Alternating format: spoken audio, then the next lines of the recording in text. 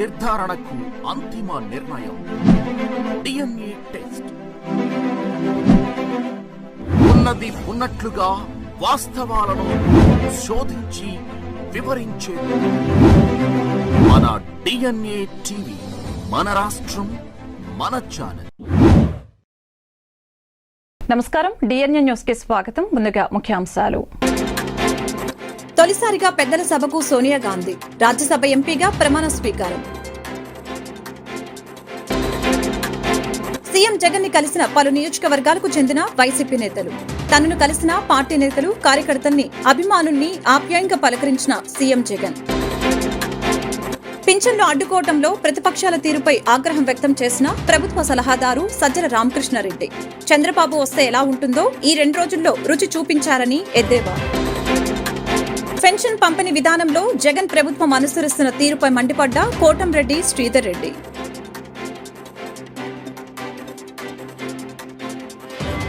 ఇన్నాళ్లు ప్రత్యక్ష రాజకీయాల్లో ఉన్న కాంగ్రెస్ సీనియర్ నేత, మాజీ అధ్యక్షురాలు సోనియా గాంధీ ఈసారి లోక్సభ ఎన్నికల్లో పోటీ నుంచి తప్పుకున్న విషయం తెలిసిందే. వయసు రీత్యా ఈ నిర్ణయం తీసుకున్నట్లు వెల్లడించారు. ఇప్పుడు ఆమె తొలిసారిగా పెద్దల సభకు ప్రాతినిధ్యం వహించబోతున్నారు. ఇందులో భాగంగానే ఇవాళ రాజ్యసభ సభ్యురాలిగా ప్రమాణం చేశారు. ఉపరాష్ట్రపతి, రాజ్యసభ చైర్మన్ జగదీప్ ధన్ఖడ్ గురువారం ఉదయం సోనియాతో రాజ్యసభ ఎంపీగా ప్రమాణ స్వీకారం చేయించారు. మాజీ ప్రధాని మన్మోహన్ సింగ్ రాజ్యసభ పదవీకాలం ముగియటంతో ఆయన స్థానంలో సోనియా పోటీ చేశారు. నిన్నటితో మన్మోహన్ పదవీకాలం ముగిసింది. రాజస్థాన్ నుంచి సోనియా పెద్దల సభకు ఏకగ్రీవంగా ఎన్నికైన విషయం తెలిసిందే. దీంతో ఇవాళ ఉదయం సోనియా గాంధీ రాజ్యసభ సభ్యురాలిగా ప్రమాణం చేశారు. సోనియాతో పాటు రాజ్యసభకు ఎన్నికైన 12 మంది ఈ రోజు ప్రమాణ స్వీకారం చేశారు. ప్రమాణ స్వీకారం చేసిన వారిలో రైల్వే మంత్రి అశ్విని వైష్ణవ్ కూడా ఉన్నారు. ఆయన ఒడిశా నుంచి రాజ్యసభకు ఎన్నికయ్యారు. సీఎం జగన్ ని శ్రీకాళహస్తి, తిరుపతి, పూతలపట్టు, రైల్వే కోడూరు, పుంగనూరు నియోజకవర్గాలకు చెందిన వైఎస్సార్సీపీ కాంగ్రెస్ పార్టీ నేతలు కలిశారు. గురువరాజుపల్లె నైట్ స్టే పాయింట్ వద్ద పార్టీ అధ్యక్షులు వైఎస్ జగన్ ను కలిసి ఆయా నియోజకవర్గాల్లో జరుగుతున్న ఎన్నికల ప్రచార సరళిని వివరించారు. తనకు కలిసిన పార్టీ నేతలు, కార్యకర్తల్ని, అభిమానుల్ని సీఎం వైఎస్ జగన్ పేరు పేరున పలకరిస్తూ వారి యోగక్షేమాలు అడిగి తెలుసుకున్నారు. ఎన్నికల్లో పార్టీ అభ్యర్థులు అత్యధిక మెజారిటీతో గెలిచేలా పనిచేయాలని పార్టీ నేతలు, కార్యకర్తలకు సీఎం వైఎస్ జగన్ దిశానిర్దేశం చేశారు.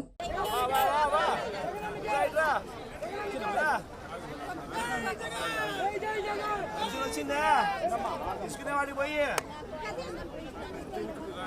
అవి ఎగిరిపోయినాయా, అది ఎగరగొట్టినారు, నేను అది తిప్పుతున్నారు. ఆఫీసుకు పోయినావు, ఇంటికి వచ్చేది రాకుండా పోయింది. మా దేవునికి ఎట్టి ముక్కాల, మా దేవునికి ఎట్టి ముక్కు. పెన్షన్ పంపిణీ విధానంలో జగన్ ప్రభుత్వం అనుసరిస్తున్న విధానంపై కోటంరెడ్డి శ్రీధర్ రెడ్డి తీవ్రస్థాయిలో మండిపడ్డారు. వృద్ధులు, దివ్యాంగులకు నేరుగా ఇళ్ల వద్దకు వెళ్లి పెన్షన్లు పంపిణీ చేయాలని ఎన్నికల కమిషన్ ఆదేశిస్తే ఓటమి తప్పదని భావించిన ప్రభుత్వం పెన్షన్ల పంపిణీ విధానంపై నీచాతి నీచంగా వ్యవహరిస్తుందని మండిపడ్డారు. కొన్ని చోట్ల వైసీపీ శ్రేణులు వృద్ధుల్ని మంచాలపై తీసుకుని వస్తున్నారని తెలిపారు. వారిని మంచాలపై తీసుకుని రమ్మని ఎవరు చెప్పారని ప్రశ్నించారు. వృద్ధులు, నడవలేని వారు, దూరంగా ఉన్నవారు, దివ్యాంగులకు నేరుగా వాళ్ల ఇళ్ల వద్దకే వెళ్లి పెన్షన్లు అందచేయాలని ఎన్నికల కమిషన్ చెప్పిందా లేదా అని ప్రశ్నించారు. దీనికి వైసీపీ నేతలు సూటిగా సమాధానం చెప్పాలని డిమాండ్ చేశారు. వైసీపీ నేతలు ఎన్ని శవరాజకీయాలు, విన్యాసాలు చేసినా ప్రజలు నమ్మే పరిస్థితులు లేరని అన్నారు. సచివాలయం ఉద్యోగులు చాలా మంది ఉన్నారని, వారితో ఇళ్ల వద్దకు పెన్షన్లు పంపించి చేయవచ్చని, అలా ఎందుకు చేయటం లేదని కోటంరెడ్డి శ్రీధర్ రెడ్డి ప్రశ్నించారు. వైఎస్ఆర్ కాంగ్రెస్ పార్టీ గౌరవిస్తూ దీన్ని ఎవరూ కూడా ప్రజలు నమ్మే పరిస్థితి లేదు. ఇకపోతే వాలంటీర్లందరికీ నేను మనవి చేస్తున్నాను. వాలంటరీ చెల్లెళ్లారా, వాలంటరీ తమ్ముళ్లారా, వైఎస్ఆర్ కాంగ్రెస్ పార్టీ నాయకులు మిమ్మల్ని రాజీనామాలకి బెదిరిస్తూ ఉన్నారు. వైఎస్ఆర్ కాంగ్రెస్ పార్టీ ప్రభుత్వం ఉండేది 4 రోజులే. ఎట్టి పరిస్థితుల్లో వచ్చే ఎన్నికల్లో తెలుగుదేశం పార్టీ కూటమి ఎన్డీఏ అధికారంలోకి రాబోతుంది. కాబట్టి వాలంటీర్లకు వచ్చిన ఇబ్బంది ఏమీ లేదు. వైఎస్ఆర్ కాంగ్రెస్ పార్టీ నాయకుల ఒత్తిళ్లని ఎవరూ లెక్క చేయవద్దు. ప్రతి వాలంటీర్ కూడా కొనసాగుతాడు. వాలంటీర్లకు వచ్చిన ఇబ్బంది ఉండదు. వాలంటీర్ కొనసాగటమే కాదు, వాలంటీర్కి ఇంకా మెరుగైన సౌకర్యాలని మేము కల్పిస్తాం. కాబట్టి వైఎస్ఆర్ కాంగ్రెస్ పార్టీ నాయకుల మాటల్ని, వాళ్ళ బెదిరింపుల్ని మీరు లెక్క చేయాల్సిన అవసరం కూడా లేదు. ఎన్నికల కోడ్ కూడా వచ్చింది. మిమ్మల్ని ఎవరైనా బెదిరిస్తే నేరుగా ఫిర్యాదు చేస్తే కఠిన చర్యలు ఎన్నికల కమిషన్ తీసుకుంటుంది. దయచేసి వైఎస్ఆర్ కాంగ్రెస్ పార్టీ నాయకులు ఉచ్చుల్లో పడవద్దు. మీరు 5 ఏళ్లుగా వాలంటీర్లుగా చేస్తూ ఉన్నారు. ఈ రోజు మీరు రాజీనామా చేస్తే మీకు మళ్లీ వాలంటీర్గా రావాలంటే రాజీనామా చేసి వచ్చారు కాబట్టి చేసిన సర్వీస్ అంతా కూడా మీ యొక్క జీవితంలో ఈ 5 ఏళ్లు మీరు చేశారు. 5 ఏళ్లు చేసిన తర్వాత రాజీనామా చేస్తే ఎన్నికల తర్వాత మళ్లీ మీరు వాలంటీర్గా వచ్చినా కూడా ఈ 5 ఏళ్ల సర్వీసు మీ యొక్క ఖాతాలో ఉండదు. కాబట్టి దయచేసి అర్థం చేసుకోండి. వాలంటీర్లు ఎవరికి వచ్చిన ఇబ్బందే లేదు. చంద్రబాబు నాయుడు గారు స్పష్టంగా చెప్పారు వాలంటీర్లు కొనసాగుతారని చెప్పని. మరి మీకెవ్వరు ఒత్తిడి చేసినా కూడా గత 10 రోజులుగా పశ్చిమ నియోజకవర్గం నుంచి భారీ సంఖ్యలో యువకులు టీడీపీలోకి వస్తున్నారని, మరో 50 రోజుల్లో చంద్రబాబు ముఖ్యమంత్రి కాబోతున్నారని బీజేపీ జనసేన బలపరిచిన విజయవాడ పార్లమెంట్ టీడీపీ ఎంపీ అభ్యర్థి కేశినేని శివనాథ్ అన్నారు. రాష్ట్రంలోని నిరుద్యోగులందరికీ ఉద్యోగ అవకాశాలు చంద్రబాబు కల్పించడమే ప్రథమ కర్తవ్యంగా పెట్టుకున్నారని, యువత భవిష్యత్తుకి ఉద్యోగాలకు చంద్రబాబు గ్యారంటీ అని వ్యాఖ్యానించారు. గురునానక్ కాలనీ విజయవాడ పార్లమెంటు కార్యాలయం ఎన్టీఆర్ భవన్లో గురువారం విజయవాడ పార్లమెంటు టీడీపీ ఎంపీ అభ్యర్థి కేశినేని శివనాథ్, టీడీపీ జాతీయ అధికార ప్రతినిధి కొమ్మారెడ్డి పట్టాభిరామ్ సమక్షంలో భవానీపురం 45వ డివిజన్ సితారా సెంటర్కు చెందిన యువకులు నరేష్ యాదవ్ నాయకత్వంలో పెద్ద ఎత్తున తెలుగుదేశం పార్టీలో చేరారు. వీరందరికీ కేశినేని శివనాథ్, పట్టాభి పార్టీ కండవాలు కప్పి సాదరంగా పార్టీలోకి ఆహ్వానించారు. ఈ సందర్భంగా శివనాథ్ మాట్లాడుతూ పశ్చిమ నియోజకవర్గంలో యువకుల్లో మార్పు మొదలైందని, అందుకే వారి భవిష్యత్తు తీర్చిదిద్దే చంద్రబాబుని ముఖ్యమంత్రిగా గెలిపించుకుని తెలుగుదేశం పార్టీని మళ్లీ అధికారంలోకి తీసుకువస్తామని తెలిపారు. ఈ కార్యక్రమంలో టీఎన్టీయూసీ రాష్ట్ర అధ్యక్షులు గొట్టుముక్కల రఘురామరాజు, మైనార్టీ సెల్ రాష్ట్ర ప్రధాన కార్యదర్శి ఫతావుల్లా, రాష్ట్ర వాణిజ్య విభాగ నాయకులు సోలంకి రాజు, 45వ division youth leader Naresh Yadav పాల్గొన్నారు. ముఖ్యంగా 45వ వార్డు భవానీపురం దగ్గర చాలా మంది యువత పార్టీలో జాయిన్ అయ్యారు. గత 10 రోజుల నుంచి యువత ఎక్కువ మంది పశ్చిమ నియోజకవర్గం నుంచి తెలుగుదేశం పార్టీలో రావడం చాలా ఆనందంగా ఉన్నాం అందరికీ కూడా. ఎందుకంటే పశ్చిమ నియోజకవర్గం చాలా బాగా వెనుకబడిపోయిన నియోజకవర్గం. అందులో ముఖ్యంగా మేము ఉన్నప్పుడు 2014-19లో చాలా అభివృద్ధి కార్యక్రమాలు చేసాం. 19 నుంచి 23 వరకు అభివృద్ధి తీసుకున్నాం. చాలా మందికి వాళ్ళ యువతకి ఉద్యోగాలు లేకుండా వాళ్ళ కాళ్ళ మీద వాళ్ళు నిలబడే ఇది లేకుండా చేసింది ప్రభుత్వం. కాబట్టి చంద్రబాబు నాయుడు గారు వస్తేనే తమ భవిష్యత్తు ఉంటుందని, అంతేకాకుండా అభివృద్ధి కాకుండా సంక్షేమమే కాకుండా వాళ్ళ కాళ్ళ మీద వాళ్ళు నిలబడాలనుకుని యువత అందరూ ఎవరి కాళ్ళ మీద వాళ్ళు నిలబడాలనుకునే వ్యక్తి చంద్రబాబు నాయుడు గారు. అందువల్ల మా యువ నాయకుడు నారా లోకేష్ గారు రేపు రాబోయే కాలంలో 20 లక్షల ఉద్యోగాలు ఇవ్వడానికే తెలుగుదేశం ప్రభుత్వం యొక్క ముందు కర్తవ్యం అని తెలిపారు. కాబట్టి యువత మీరందరూ తప్పకుండా ఉద్యోగాలు చేయాలి, మీ కాళ్ళ మీద మీరు నిలబడాలి. తెలుగుదేశం పార్టీ ఎట్లా 2 నెలల్లో అధికారంలోకి రాబోతుంది. మీరు ఉద్యోగాలు చేయాలి. మీకు ఏదైనా స్వయం ఉపాధి లోన్లు కావాలన్నా మా ప్రభుత్వ సమయంలో తప్పకుండా మీ కాళ్ళ మీద మీరు నిలబడే విధంగా చిన్న చిన్న వ్యాపారాలు కానీ ఏదైనా చేసుకోవాలని మీ అందరికీ మేము దగ్గరుండి చేస్తామని తెలియజేసుకుంటూ, మీరందరూ చాలా మంది దీంట్లో కొత్త మాటలు కూడా ఉన్నారు. ఇంకా మాకు 40 రోజుల సమయం ఉంది. మీరందరూ గ్రూప్గా కాపాడి నిరంతరం ప్రజల్లో జరిగింది ఏంటి, తెలుగుదేశం పార్టీ ఏం చేసింది, రేపు రాబోయే కాలంలో ఏం చేయబోతుంది అనేది ప్రజల ముందు తీసుకెళ్ళి మీరు వివరించాలి. మీకు ఎట్టి పరిస్థితుల్లో మంచి భవిష్యత్తు ఉండాలని, చంద్రబాబు నాయుడు గారు ముఖ్యమంత్రి కాబోతున్నారు. మీకు మంచి భవిష్యత్తు తప్పకుండా ఉంటుంది. మీ అందరికీ సహకారంగా ఆహ్వానిస్తున్నాం. తెలుగుదేశం కుటుంబం వచ్చినందుకు మీ అందరికీ పేరు పేరున ధన్యవాదాలు. ఎన్టీఆర్ జిల్లా మైలవరంలో కిరాణా షాపులో రెవెన్యూ సిబ్బంది తనిఖీలు నిర్వహించడం జరిగింది. నూజివీడు రోడ్లోని ఒక కిరాణా షాపులో అక్రమంగా నిల్వ ఉంచిన 260 కేజీల రేషన్ బియ్యాన్ని రెవెన్యూ సిబ్బంది స్వాధీనపరుచుకున్నారు. రేషన్ బియ్యం అమ్మి సొమ్ము చేసుకోవడానికి అక్రమంగా నిల్వ ఉంచినట్లు రెవెన్యూ సిబ్బంది గుర్తించారు. రేషన్ బియ్యాన్ని స్వాధీనం చేసుకుని ఓ డీలర్ షాప్ కు తరలించారు. పెమ్మసానిని బాప్టిస్టుపేట సమస్యలపై గట్టిగా ప్రశ్నించిన వృద్ధురాలు మంగళగిరి ఎమ్మెల్యే ఆర్కే బాప్టిస్టుపేటలో కళ్యాణ మండపం కమ్యూనిటీ హాల్ కట్టిస్తామని హామీ ఇచ్చి ఓట్లు వేయించుకుని గెలిచాక మోసగించారని ఆరోపించారు. టీడీపీ వాళ్లు హామీ ఇస్తారా, కళ్యాణ మండపం కమ్యూనిటీ హాల్ కట్టిస్తామని అని ప్రశ్నించారు వృద్ధురాలు. స్పందించిన గుంటూరు పార్లమెంటు టీడీపీ అభ్యర్థి పెమ్మసాని చంద్రశేఖర్ టీడీపీ అధికారంలోకి వచ్చిన వెంటనే బాప్టిస్టుపేటలో కళ్యాణ మండపం నిర్మించి తీరుతామని, ఆధునిక కబేల నిర్మాణం చేయిస్తామని స్పష్టమైన హామీ ఇచ్చారు. పరిస్థితి అంటే ఇళ్లల్లో ఉండి పిల్లల్ని అక్కడ చదివించుకుంటా కుటుంబం ఉండి పొద్దునుంచి సాయంత్రం దాకా అది కొట్టుకుంటా ఆ వాసన కానీ అది ఆ పరిశుభ్రత కానీ చాలా ఇబ్బందికరంగా ఉంది చూస్తానికి కూడా. సో వాళ్ళకి కబేళా అనేది చేయటం అనేది చాలా ఇంపార్టెంట్. అది సో అది లోకేష్ గారు హామీ ఇచ్చారు. నేను కూడా అయిపోయిన తర్వాత కంపల్సరీగా చూస్తాను నేను దాన్ని కూడా. అదే అదొకటి వస్తున్నా, అదొకటి చేయాలి కంపల్సరీగా. అది తర్వాత రెండోది కమ్యూనిటీ హాల్ వచ్చేటప్పటికి కొంచెం స్లాబ్స్ వేశారు, కొన్ని పిల్లర్స్ కట్టారు. ఇవన్నీ ఏంటంటే 10-25 ఏళ్ల నుంచి మిగిలిపోతున్నటువంటి సమస్యలు. సో దాన్ని కంప్లీట్ చేయాల్సిన పరిస్థితి ఒకటి ఉంది. ఇవి కాకుండా కూడా వాళ్ళు ఇంకా కళ్యాణ మండపం ఒకటి అడుగుతున్నారు. జనరల్గా డ్రైనేజీ, రోడ్స్, వాటర్ అనేది అన్నిట్లో కామన్. బట్ ఈ ప్రాంతంలో ఈ 3 కబేళ, కమ్యూనిటీ హాల్, ఇవన్నీ ఇళ్ళు అనేవి అదొకటి చాలా ప్రతి చాట ఉన్నటువంటి ఇబ్బందికరమైన పరిస్థితి. అక్కడ ఇళ్ళు పోతే 5-6 మంది ఉన్నారు పాపం, అంతా వీటిలో తాటాకులతో కప్పుకొని ఉన్నారు. సో ఇళ్ళు అనేది మేము 20,000 ఇళ్ళు మంగళగిరిలో అనేది ప్రామిస్ చేసాం. సో అదొకటి కంపల్సరీ. సో డ్రైనేజీ, రోడ్స్ అనేది అన్ని దగ్గర ఉంది ఆ ప్రాబ్లం. ఈ పర్టికులర్ ఏరియాలో ఈ 3. ఆంధ్ర విశ్వవిద్యాలయ తెలుగు విభాగం మొదటి సంవత్సరం స్నాతకోత్సవ విద్యార్థులు, ఎంఏ తెలుగు 2వ సంవత్సరం విద్యార్థులకు వీడ్కోలు వేడుకలు నిర్వహించడం జరిగింది. తెలుగు శేఖాధిపతి ఆచార్య జర్రా అప్పారావు అధ్యక్షతన జరిగిన ఈ కార్యక్రమానికి ఆర్ట్స్ అండ్ కామర్స్ కళాశాల ప్రిన్సిపల్ ఆచార్య ఎన్ నరసింహారావు ముఖ్య అతిథిగా హాజరై విద్యార్థుల్ని ఉద్దేశించి మాట్లాడారు. విద్యార్థుల జీవితంలో నిరాశ, నిస్పృహలు వదిలి జీవితాశయంతో ముందుకు నడిస్తే విజయం సాధిస్తారని తెలిపారు. తెలుగు విభాగ ఆచార్యులు సాహిత్య విలువలతో పాటు మానవీయ, నైతిక విలువలు అందచేస్తూ సమాజాభివృద్ధికి, మానవ వనరుల పురోభివృద్ధికి పాటుపడుతున్నారని కొనియాడారు. విద్యార్థి దశ క్లిష్టతరమైనదని, ఈ సమయంలోని విద్యార్థులు అనేక వ్యసనాలకు ఆకర్షితులవుతారని, అటువంటి వ్యసనాలకు లోను కాకుండా విద్యాభివృద్ధికే పాటుపడి తల్లిదండ్రులకి, విద్యాసంస్థకి పేరు తీసుకుని రావాలని తెలిపారు. ఈ కార్యక్రమంలో సీనియర్ ఆచార్యులు ఆచార్య జి యోహన్ బాబు, ఆచార్య వెలమల Simmanna, doctor Ayyagari Seetharatnam, doctor Boosi Venkataswamy, doctor Kattepogu Rajasekhar, doctor Pendiyala Lavanya, Sri Atukuri Venkateswarlu, Telugu విభాగం విద్యార్థి గంట్ల శ్రీనుపాపు మాట్లాడారు.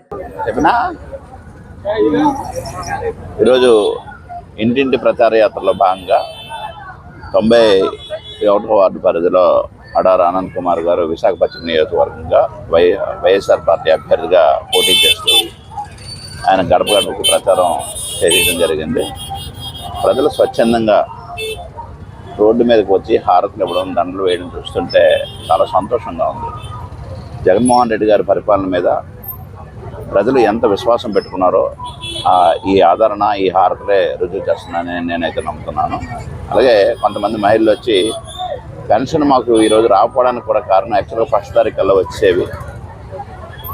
చంద్రబాబు నాయుడు వల్ల మేము పెన్షన్ తీసుకోవడానికి మళ్ళీ మేము సచివాలయంకి వెళ్ళే పరిస్థితి తీసుకొచ్చాడు. అటువంటి వ్యక్తికి కనుక అవకాశం ఇస్తే మేము జీవితకాలం మళ్ళీ సచివాలయం తిరగవలసిన పరిస్థితి వస్తుంది. కాబట్టి మేము ఎట్టి పరిస్థితుల్లో కూడా జగన్మోహన్ రెడ్డి గారిని గెలిపిస్తాం, ఆయనకి పట్టం కడతామని చెప్పడం.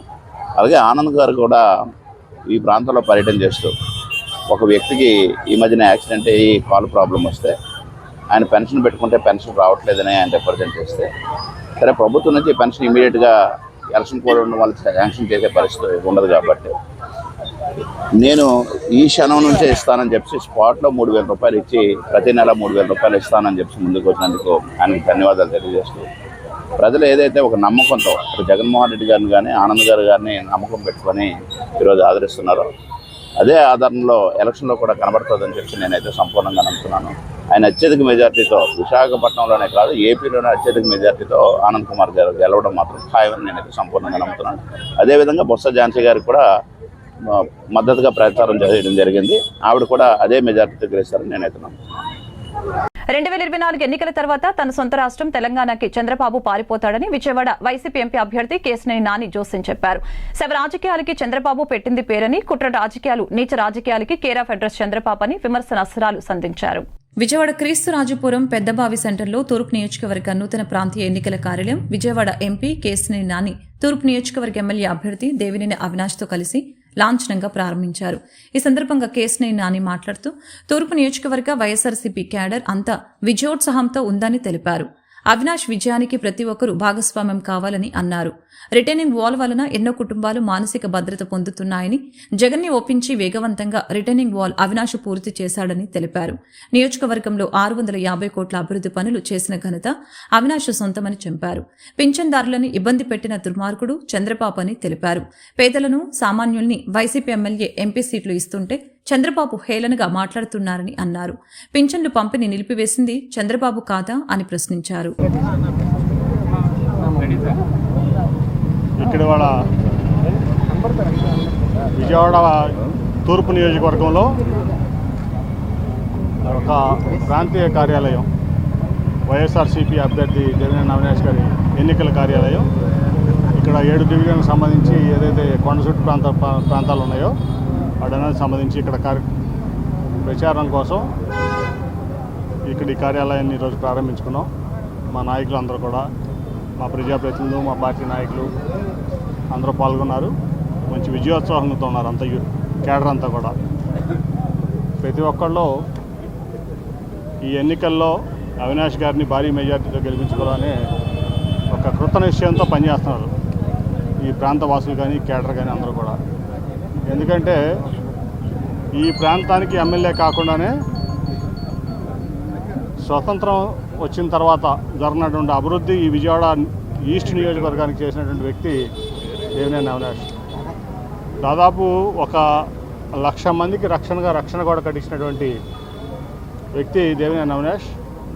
జగన్మోహన్ రెడ్డి గారిని ఒప్పించుకుని ఈ ప్రాంతానికి రిటైనింగ్ వాల్ కావాలి, అక్కడ వరదలు వచ్చినప్పుడల్లా మరి అక్కడ కొన్ని లక్షల మంది పేదలు ఇబ్బందులు పాలవుతున్నారు ఆర్థికంగాను, అట్లాగే ప్రాణహాని కూడా జరుగుతూ ఉంది అని చెప్పి అది ఒప్పించుకుని ఇవాళ కంప్లీట్ చేసినటువంటి వ్యక్తి మన అవినాష్.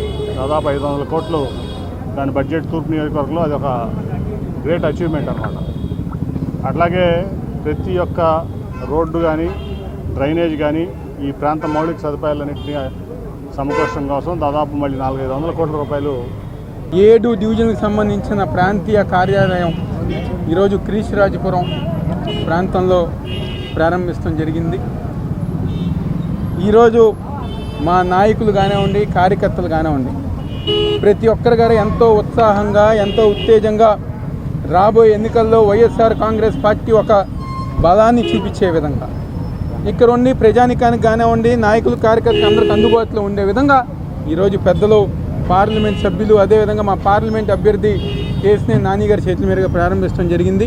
గుణదల ప్రాంతానికి తూర్పు నియోజకవర్గానికి సంబంధించిన పెద్దలందరూ గారు ఈ కార్యక్రమానికి హాజరయ్యారు. ఏది ఏమైనా ఇందాక పెద్దలు చెప్పిన విధంగా రాబోయే రోజుల్లో తూర్పు నియోజకవర్గంలో, అదేవిధంగా ఈరోజు విజయవాడ జిల్లాలో, ఎన్టీఆర్ జిల్లాలో తప్పకుండా వైఎస్ఆర్ కాంగ్రెస్ పార్టీ జెండా ఎగరేస్తామని చెప్పని, మరీ ముఖ్యంగా తూర్పు నియోజకవర్గంలో మా నాయకులు కానివ్వండి, మా కార్యకర్తలు కానివ్వండి, ప్రతి ఒక్కరి గారు ఎంతో ఉత్సాహంగా ఈరోజు రేపు జరగబోయే ఎన్నికలకు ఎంతో సిద్ధంగా ఉన్నారని చెప్పని, తెలుగుదేశం పార్టీ గత 5 సంవత్సరాలు చేసిన మోసాలు, అన్యాయాలన్నీ కూడా ప్రజానికం ముందు పెట్టి రాబోయే రోజుల్లో ఈ నియోజకవర్గంలో వైఎస్ఆర్ కాంగ్రెస్ పార్టీ జెండా ఎగరేస్తామని చెప్తూ సెలవు తీసుకుంటాం. 2 ఏళ్ల నుంచి వాలంటీర్ల మీద చంద్రబాబు అండ్ బ్యాచ్ విష ప్రచారం చేస్తున్నారని ఏపీ ప్రభుత్వ సలహాదారుడు సజ్జల రామకృష్ణారెడ్డి అన్నారు. అవినీతికి ఆస్కారం ఇవ్వకుండా వాలంటీర్ల వ్యవస్థ జగన్ తీసుకువచ్చారని ఆయన అన్నారు. ఇంటి దగ్గరికే పథకాలను అందిస్తున్నామని తెలిపారు. ఈసీ మీద ఒత్తిడి తీసుకువచ్చి వాలంటీర్లను తప్పించారని తెలిపారు. ఇప్పుడు పెన్షన్లకు డబ్బులు లేవని చంద్రబాబు ప్రభుత్వంపై తప్పుడు ప్రచారం చేస్తున్నారని ఆరోపించారు. వాలంటీర్ వ్యవస్థ ద్వారా మామూలుగా అయితే ఫస్ట్ డే 80% పైన అయ్యేది. ఇప్పుడు ఉన్న సిస్టమ్నే ఎఫిషియెంట్గా వాడుకోవడం ద్వారా ప్రభుత్వం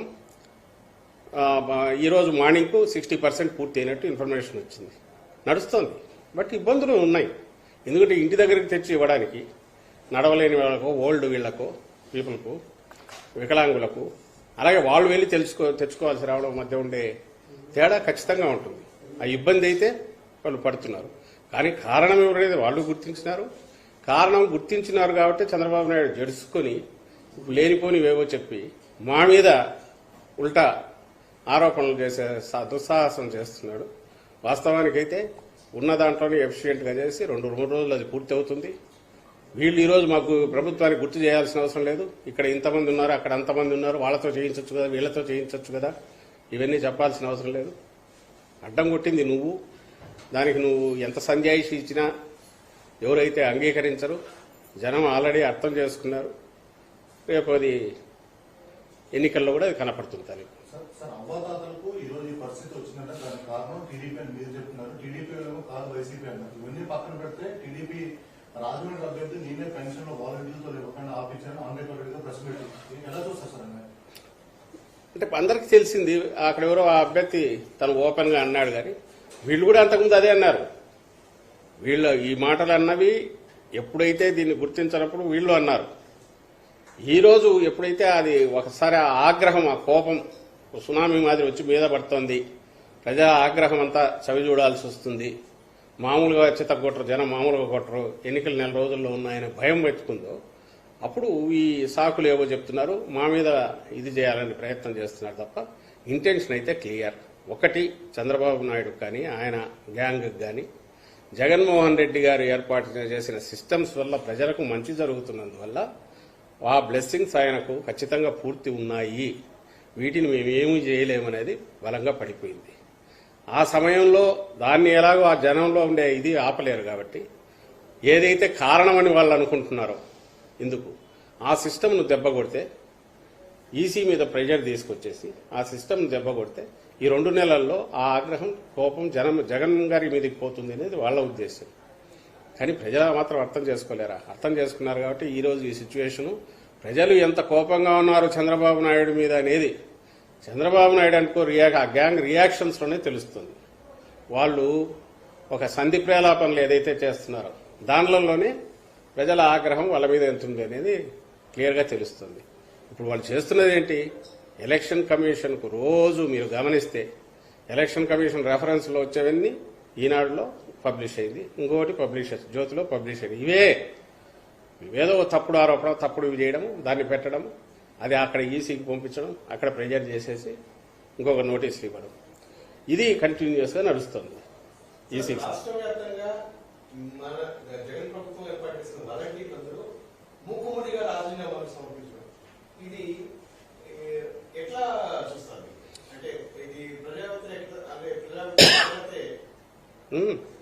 మూకుమ్మడిగా వదిలేశారు. మూకుమ్మడిగా ఇప్పుడు ఎప్పుడైతే వాళ్ళ మీద వ్యక్తిగతంగానో ఎవరి మీదైనా వాళ్ళ మీద వాళ్ళ మానసిక స్థైర్యమో లేక వాళ్ళ ఆత్మవిశ్వాసం దెబ్బతీసే రకంగానో, ఆత్మగౌరవం దెబ్బతినే రకంగా ఆరోపణలు వచ్చినప్పుడు ఎక్కడ స్పందన అనేది వస్తుంది చేసి అండ్ ఖచ్చితంగా ఆ వ్యవస్థ ఏదైతే వాలంటీర్ వ్యవస్థ ఉన్నది అది ఇండిస్పెన్సబుల్. అంటే దాన్ని ఎవరు ఏమీ చేయలేరు, అదే ఖాయం. ఎందుకంటే దాని అవసరము, దానివల్ల ఉపయోగము 2 కూడా ఎస్టాబ్లిష్ అయిపోయాయి 4 ఏళ్లలో.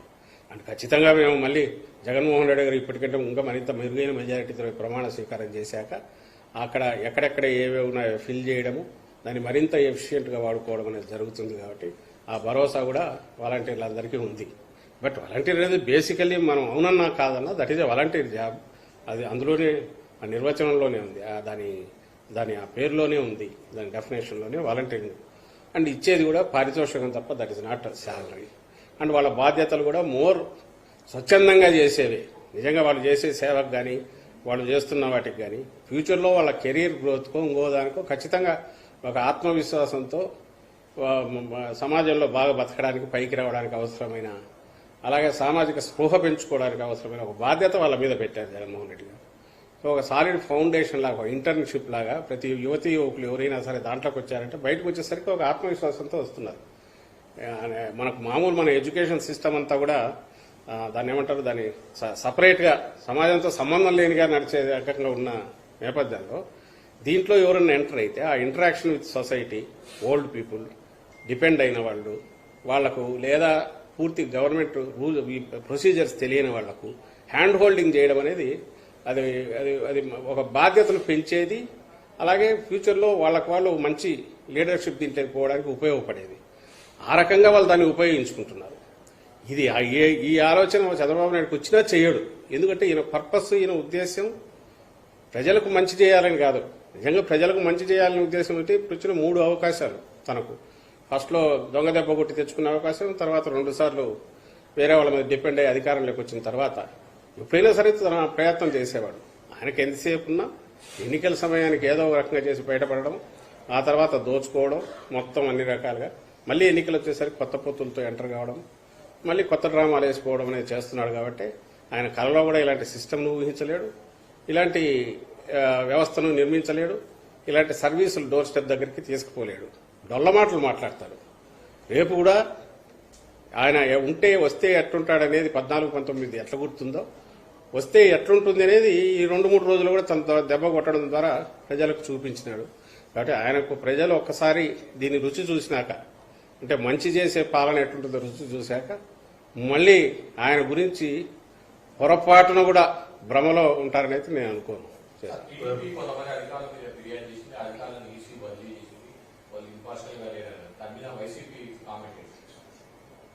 రెండు రకాలుగా దీన్ని చూస్తున్నాం. ఒకటి, టీడీపీ ఎందుకు పురంధేశ్వరి వాళ్ళ ముందు నుంచి ఈయన వదిన గారు ఆమె రాస్తూనే ఉన్నారు.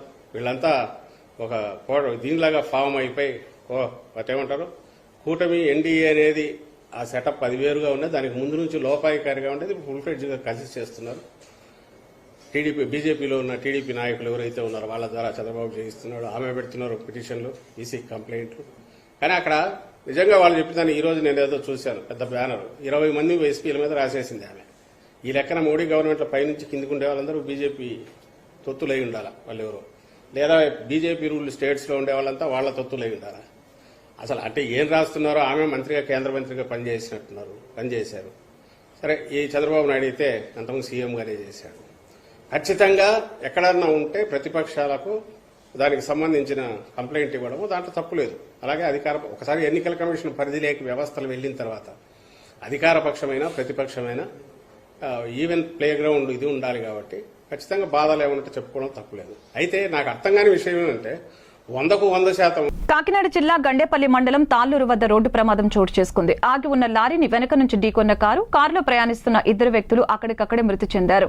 ఆగి ఉన్న లారీని అతి వేగంగా వచ్చి ఢీకొనడంతో ఈ ప్రమాదం జరిగినట్లు చెబుతున్నారు స్థానికులు. మృతుల వివరాలు తెలియాల్సి ఉంది. వార్తలు ముగించే ముందు ముఖ్యాంశాలు మరొకసారి. తొలిసారిగా పెద్దల సభకు సోనియా గాంధీ, రాజ్యసభ ఎంపీగా ప్రమాణ స్వీకారం.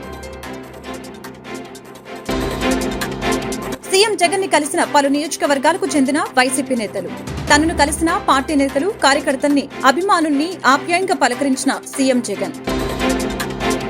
పింఛన్లు అడ్డుకోవడంలో ప్రతిపక్షాల తీరుపై ఆగ్రహం వ్యక్తం చేసిన ప్రభుత్వ సలహాదారు సజ్జల రామకృష్ణారెడ్డి. చంద్రబాబు వస్తే ఎలా ఉంటుందో ఈ 2 రోజుల్లో రుచి చూపించారని ఎద్దేవా. పెన్షన్ పంపిణీ విధానంలో జగన్ ప్రభుత్వం అనుసరిస్తున్న తీరుపై మండిపడ్డ కోటంరెడ్డి శ్రీధర్ రెడ్డి.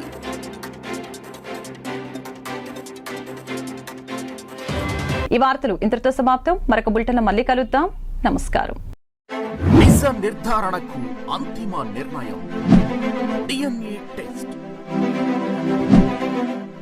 ఉన్నది ఉన్నట్లుగా వాస్తవాలను శోధించి వివరించేది మన DNA టీవీ.